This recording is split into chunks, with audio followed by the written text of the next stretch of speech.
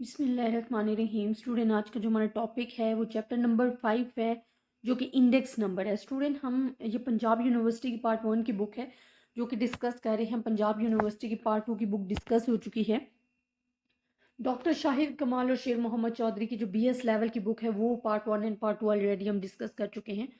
सोहेल भट्टी की MCQs की book हम डिस्कस कर चुके हैं। मिराजुद्दीन मिर्ज़ा जो फेडरल बोर्ड की है, वो डॉक्टर अफजल बेग और मिराजुद्दीन मिर्ज़ा की बुक पार्ट 1 एंड पार्ट 2 वो भी आपके साथ each and every topic discuss कर चुके हैं। और ये मैं बुक वाइज ही पढ़ा रही हूँ। बहुत सारे स्टूडेंट्स कहते हैं कि मैम आप बुक को देख कर पढ़ा रही हैं, तो स्टूडेंट मैं चल ही सीक्वेंस वाइज रही हूँ कि आपको जितनी भी बुक्स हैं वो फ्री ऑफ कॉस्ट जो है आप उसको डिस्कस कर सको, देख सको, और आपको किसी किस्म की उसमें प्रॉब्लम ना हो। अगर आपको है तो आप मुझे कमेंट्स में बताओ, मेरी कोशिश होगी इंशाल्लाह मैं आपके प्रॉब्लम्स को सॉल्व कर सकूं। अच्छा स्टूडेंट, इंडेक्स नंबर है क्या? अगर मैं इंडेक्स नंबर को सिंपली डिस्कस करूँ ना, आप कह सकते हो कि डेफिनेशन उसकी डिस्कस करूँ, तो मैं कहूँगी कि index number is a quantity in which measure the variation in the variable with respect to time और स्पेस। ठीक है, ये मैं आपको लिख देती हूँ इसकी डेफिनेशन, ताकि आपको पता हो कि what is the index number. Index number क्या है मैं यहाँ पे लिख रही हूँ ताकि आपको आइडिया हो जाए कि index number is a quantity in which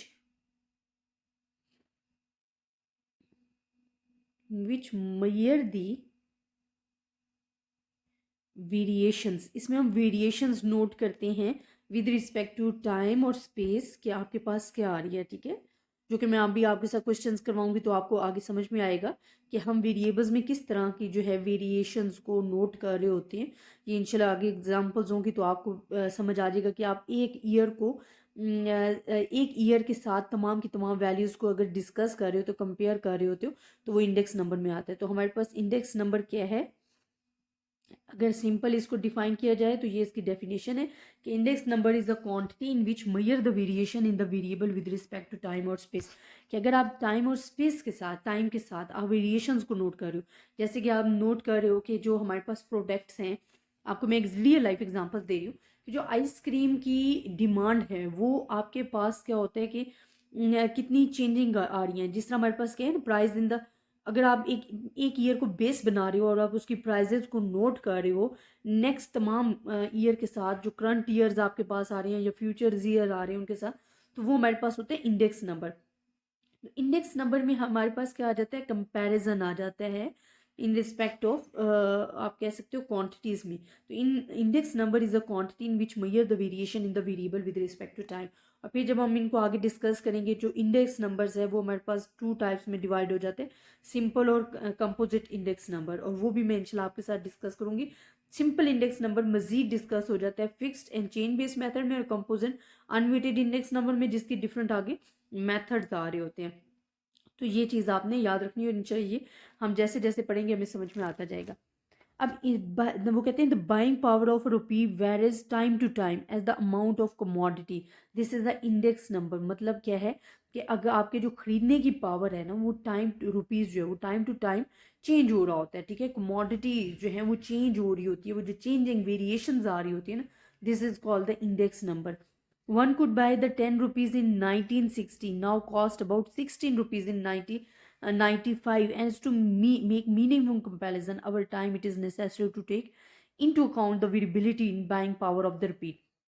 वो कह रहे हैं कि आप एक चीज़ खरीद रहे हो, कोई भी वो चीज़ है, वो 1960 में आपके पास 10 रुपए की थी। ठीक है, नेक्स्ट आप 1995 में अगर उसे कंपेयर कर रहे हो तो वही 10 रुपए वाली चीज़ आपके पास 60 रुपीज़ की होगी। ये वैल्यू बढ़ गई ना उसकी। तो ये जो वेरिएशन आ रही है ना टाइम टू टाइम आपकी पावर ऑफ रुपी में, बाइंग पावर ऑफ रुपी में, तो इसको हम कहते हैं इंडेक्स नंबर। फॉर एग्जाम्पल, अब वो कह रहे हैं कि कॉलेज एजुकेशन जो है वो 1916 में हमारे पास क्या थी? It is buying power of the rupee as today. अब वो कह रही हैं कि इसी तरह अगर आप एजुकेशन की फ़ी देख रहे हो तो वो 1916 के कंपेयर करो और आज की कंपेयर करो करंट, तो वो आपको समझ में आएगा। ठीक है, तो ये डिफरेंट एग्जांपल्स हैं। इसी तरह आप hourly wages of labour check कर सकते हो, 1995 और 1960 की क्या थी, एज अ स्टूडेंट को टारगेट भी मिला जाता है। तो हम कहते हैं the numbers known as index number, this is the definition, are compare for this purpose and measure the relative change in the variable over time. जैसे कि मैंने आपको कहा कि जब आप मेजर ऑफ वेरिएशंस कर रहे हो तो विद रिस्पेक्ट टू टाइम, तो हमारे पास वो क्या कहलाता है, इंडेक्स नंबर कहलाता है।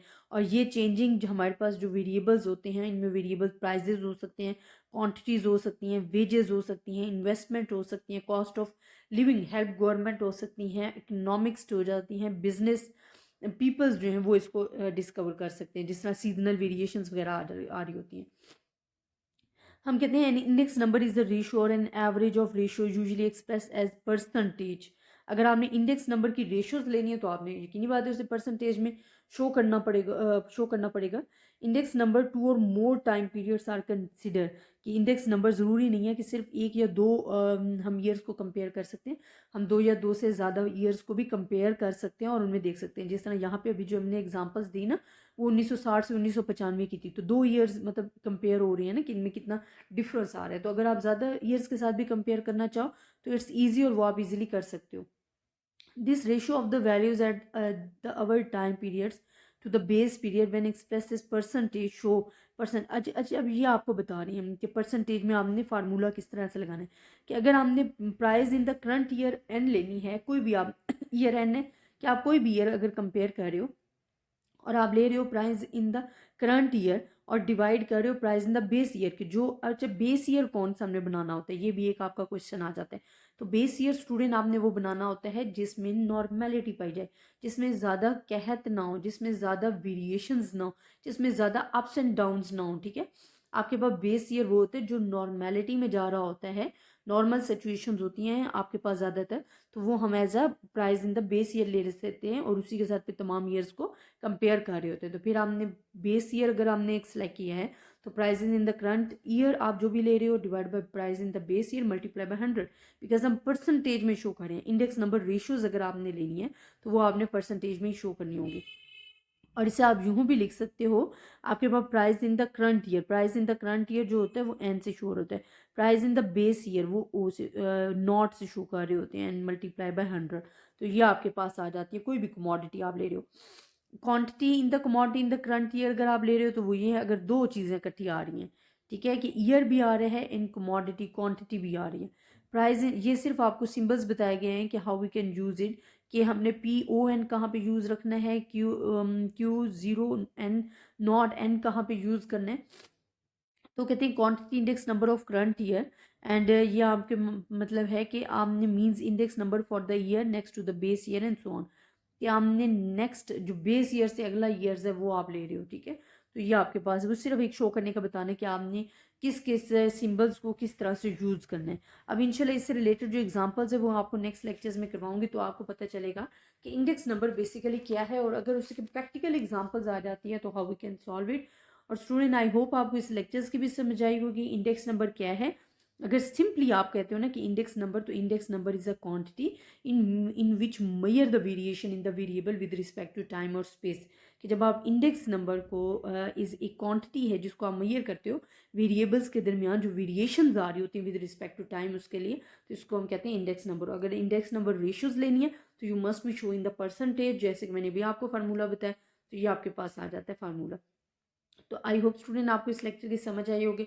अगर आपको फिर भी किसी भी किस्म की कन्फ्यूजन है आप मुझसे डिस्कस कर सकते हो, ज़्यादा से ज़्यादा स्टूडेंट्स के साथ भी शेयर कीजिएगा ताकि सब स्टूडेंट इससे फ़ायदा भी उठा सकें। और अगर आपको किसी भी किस्म की प्रॉब्लम है तो आप मुझे बता सकते हैं। अपनी दुआओं में याद रखिएगा। अल्लाह हाफिज़।